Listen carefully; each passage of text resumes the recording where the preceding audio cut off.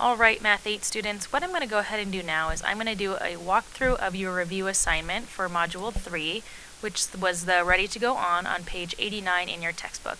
This is the assignment that we will be doing as practice in class on Friday, but maybe you were absent or maybe you were running behind and you didn't get a chance to do it in class, and I want to make sure you understand how to do all of the questions that are being asked of you on this review. So first thing we're going to do is look at our lesson 3.1 questions, which was representing proportional relationships.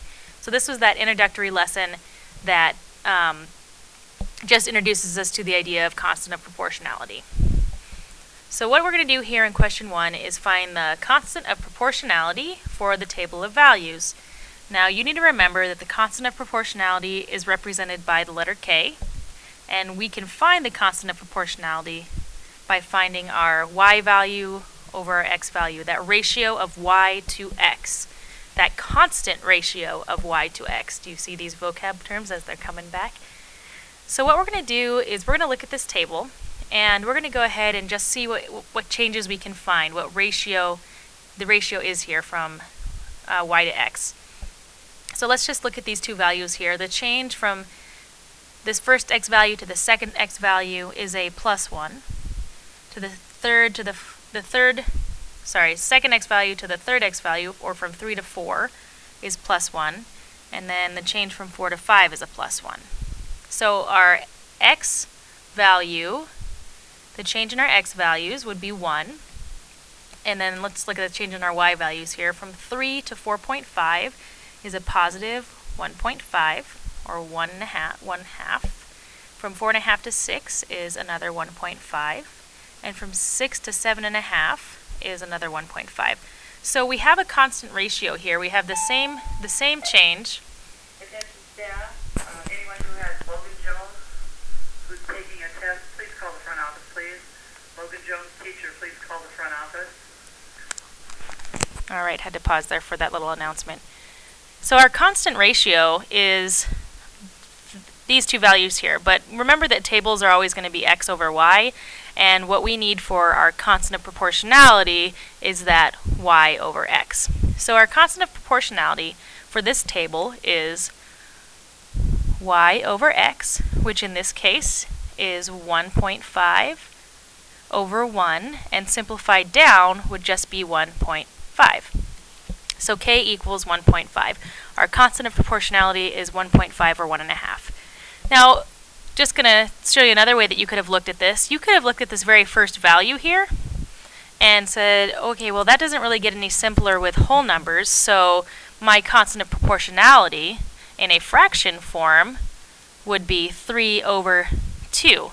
Is that still correct? Yes, that's still correct, because 3 over 2 is the same as 1.5. This is as a fraction, this is as a decimal, so this is in that ratio form.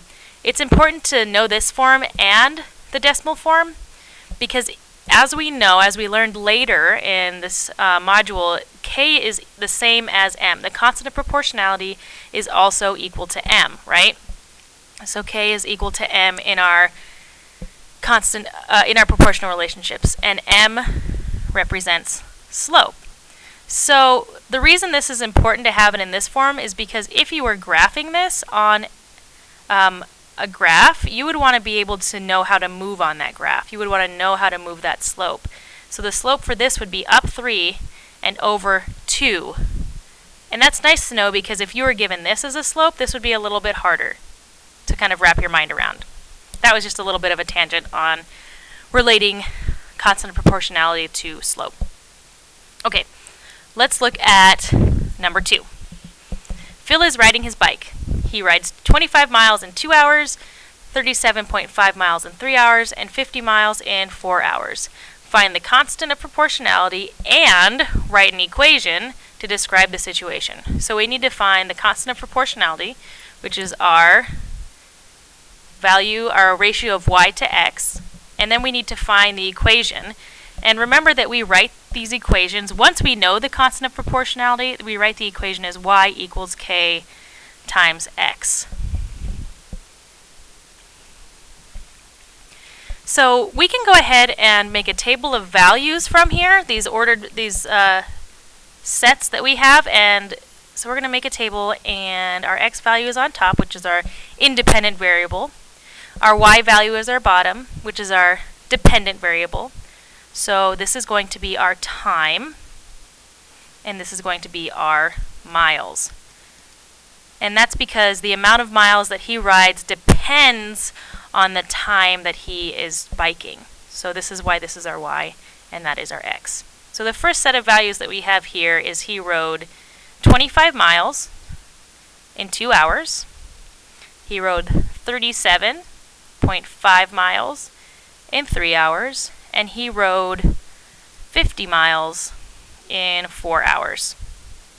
Okay, so once again, you can go ahead and do this 2 ways. You can look at this initial value here and see if you can simplify that down into a constant of proportionality. Remember that k is y over x, so this is going to be 25 over 2, which simplifies to 12.5 over 1. So that's 12.5 miles per 1 hour, and we could write that as 12.5. So what we want to do is we want to see if all of these pairs simplify to the same thing, right? Or we can look at our changes. So you could go ahead and see if 37.5 over 3 simplifies down to the same thing, which it does, which is 12.5 over 1, which is 12.5. And then you can also check and make sure that 50 over 4 simplifies down to the same thing. So 50 divided by 4 does equal 12.5. So our constant of proportionality here is 12.5. So that's how you would find that, by comparing and simplifying the ratios that you've been given.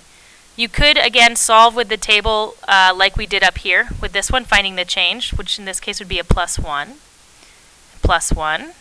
right? And from here would be a plus 12.5, and this would be a plus 12.5. So either method gets you the same constant of proportionality,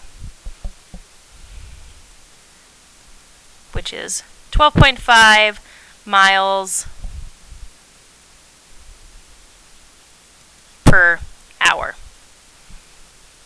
which happens to also be our unit rate, which we can relate to constant of proportionality and to slope.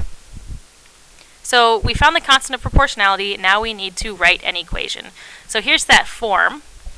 So if the equation is y equals k times x, we just plug this value in for k.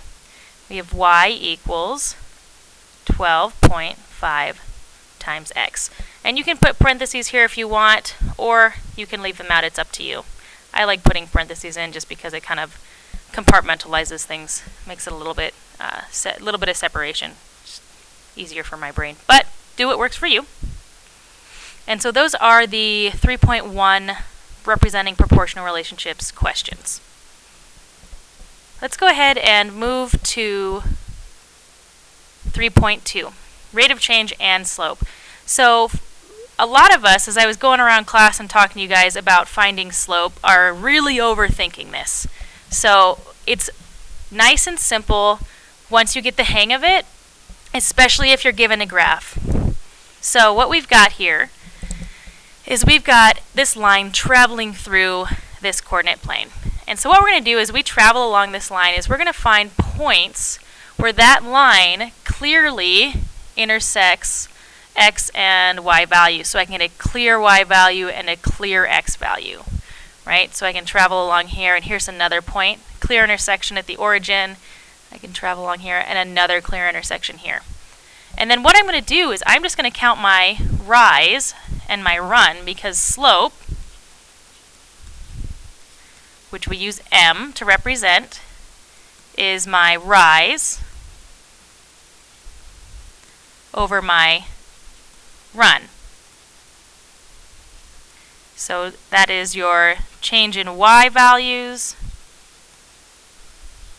over your change in x values. And I'm giving you a couple different ways to think about this, but this is what this breaks down to. Your slope is your rise, so we're going to go from this point to this point. And we go up how many units? Well, this is counting by 1, so we go up 1, 2, 3. So that's a rise of 3. And then we're going to count our run, which is our horizontal movement, and we go over 1 unit. This is a run of plus 1. So our slope is 3 over 1, which means we go up 3 because it's positive, and over 1, which we can simplify down to 3. So in this case, m equals 3. Now let's go ahead and take a look at this second graph. And this is a positive slope, by the way. We know that because we read graphs from left to right, just like we read books. And so if it is increasing to the right, it is a positive slope, which means number 4 here is a negative slope because it is decreasing as we move towards the right. Okay, so what we're going to do is we're going to travel along this line here and look for nice, clean intersection points. Right here at the origin is 1, and then do we see another one? Not until right here. So we've got to travel a little bit of a ways to find those points. So what we're going to look at, again, is we're going to find our rise, which is our change in y values, and put that over our run, which is our change in x values. And that should give us our slope, right? So let's count our rise here. From this point to this point, because we are reading from left to right, we travel down how many units? Well, we travel from 5 to 0, so we are going a negative 5 units, and it's negative because we are going down. So this would be negative 5. And then we're going to count our run, which is over 1 unit, and moving to the right, so it's positive. So our slope here is negative 5 over 1, or if we simplify that, just negative 5. Pretty easy. So that would be m equals negative 5. I'm going to take a little bit of a tangent here, and I just want to connect some concepts. So if you don't want to worry about them now, go ahead, fast forward through this part. If you do want to just get a little bit kind of big picture idea, when we talk about our change in y values and our change in x values, what we're doing is finding our rise and run, because our change in y values is from 5 to 0, right? That's our y.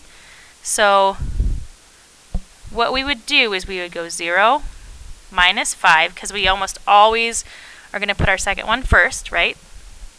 So in this case, the second point would be 0, 0, and the first point would be negative 1, 5.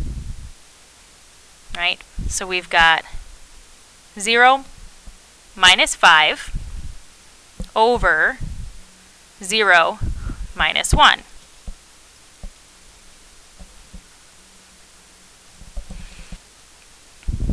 Oh, check that. That's 0 minus negative 1. There we go. Because we can't forget that negative sign up there. So we have here 0 minus 5 is negative 5. And 0 minus 1, this is actually when you're subtracting a negative, you actually end up adding. So this is 0 plus 1, which is 1. So here we end up with the same slope. But that's what you were doing there, is you were finding the change in your y values and the change in your x values, which is what you're doing in your rise and run. That's just connecting kind of the big idea there. And let's move on to our last two questions, interpreting the unit rate as slope. So in number 5 here, what we're doing is we are comparing two representations of proportional relationships and finding their unit rate, and then deciding which one is going faster.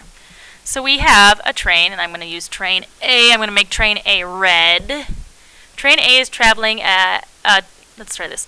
The distance train A is traveling is represented by D equals 70t. Now, just for a future reference here, D usually represents distance, T usually represents time, where D is the distance in kilometers, and T is the time in hours. So there we go. Distance and time, distance in kilometers, time in hours. Identifying our variables just so we know kind of what our unit is being measured by. And then we've got the distance that train B travels. We're going to make it blue at various times as shown in the table. What is the unit rate of each train and which train is going faster? So let's go ahead and look at train 1 first. Let's see, I'm going to go ahead and move this. We'll do this right here. So train A is distance equals 70t. Now I know that this is the same as y equals 70x, and this would be my constant then, right? In my equation, y equals k times x. My constant is the same as my unit rate, which is the same as my slope. So if k equals 70, which in this case represents 70 kilometers per hour, then my rate is 70 kilometers per hour. So train A is traveling at a speed, at a unit rate of 70 kilometers per 1 hour. So that's pretty straightforward when you have an equation. Now let's go ahead and look at train B. So what we've got here is we've got tables, and remember with tables when we're finding the constant of proportionality, which is the same as unit rate, constant of proportionality and unit rate are the same thing in proportional relationships, and those are the same thing as slope. K equals M, constant of proportionality equals slope equals unit rate, which is nice. It's all interchangeable. So we've got this table, and what we can do here is we can find our change from one point to the next point.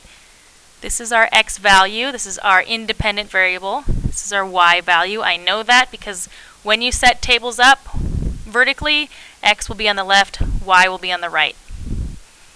So from 150 to 300, we go up by 150. From 300 to 375, we go up by 75, right? Okay, well this is not the same, so we're going to have to look at what's going on over here. So from 2 to 4, we go up by 2. From 4 to 5, we go up by 1. So what we have is we've got two different ratios here, but do these ratios, are they the same thing when they're simplified? Well, let's take a look. I'm going to go ahead and move over here for this, and so 150 over 2 simplifies down to 150 divided by 2 is 75 over 1, which is the same as the 75 over 1 that we got in our second set of comparisons. So that's one way that you can look at it. The other way that you can look at the table is to have taken those original pairs of 150 miles in 2 hours, seen what it simplifies to, seen its smallest equivalent fraction, which is 75 over 1, taken 300, divide it by 4, and you get 75 over 1, and then taken that third value, which is 375, divided by 5, and you get 75 over 1. So our constant of proportionality, or our unit rate in this case, is 75 over 1, or 75 kilometers per hour. So two ways you could have done that. You could have found the change, found the ratio, or you could have taken all the pairs and simplified them down and found that constant ratio there too. So two ways. So what is our speed? What is our unit rate for train B? Well, train B is traveling at 75 kilometers per hour. Which train is traveling faster? Which train has a greater unit rate? That would be train B, because 75 is greater than 70. And we can compare these directly because it is a unit rate, which means the bottom value is the same. It is 1. Right? A unit rate is based on that second quantity being 1. So train B is traveling faster than train A. So I'm just going to go ahead and fill this in here. Train A is 70 kilometers per hour, and train B is 75 kilometers per hour. So train B is traveling faster.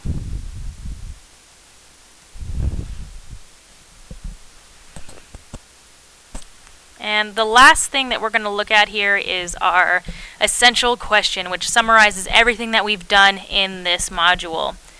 We want to look at what the relationship among proportional relationships, lines, rates of change, and slope are. What is that relationship? Well, let's think about this. We know that in a proportional relationship, the graph is a straight line through the origin, right? A straight line through the origin. We also know in a proportional relationship that straight line through the origin represents slope, represents constant rate of change, and represents our constant of proportionality. So all of those things are represented or can be represented by the same way, in the same way. So I'm just going to put one answer up here. It's just one of many possible correct answers, and that would be that the graph of a proportional relationship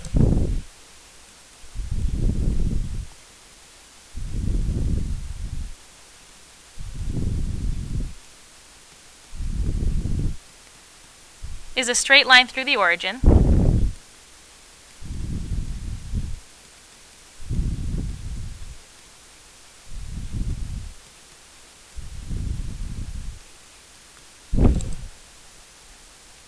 whose slope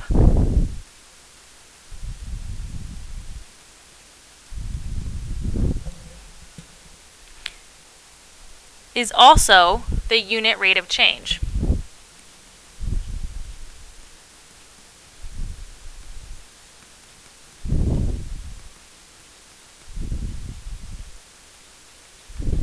And constant of proportionality.